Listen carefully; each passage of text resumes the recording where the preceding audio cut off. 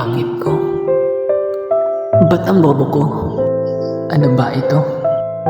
Ba't ganito lang ako? Ang payat-payat ko, ang itim-itim ko, at ang laki pa ng mga tigyawat ko.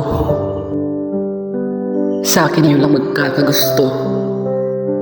Ang gifted pa ng mga klase ko. Eto pa rin ako. Nagmukhang langaw na gusto magkaroon ng nobyo. Kinasusuklam ko ang sarili ko.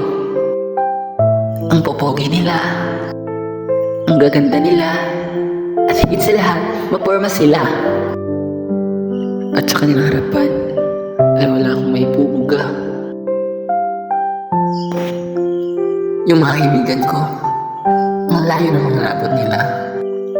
Ako, acne at pimpamags na ang aking kaya may pakita. Nagsimula ako mag-post sa social media ng mga imahe ng aking sarili na puno ng filter, effects, Instagrammable with stupid poses sa walang kwenta. Feeling, igog-nag, kunwari masaya, pero hindi pala. Ayaw ko na. Pwede ba? Galit ako sa sarili ko. Sa sarili, pinawalan na ako ng kumpiyansa.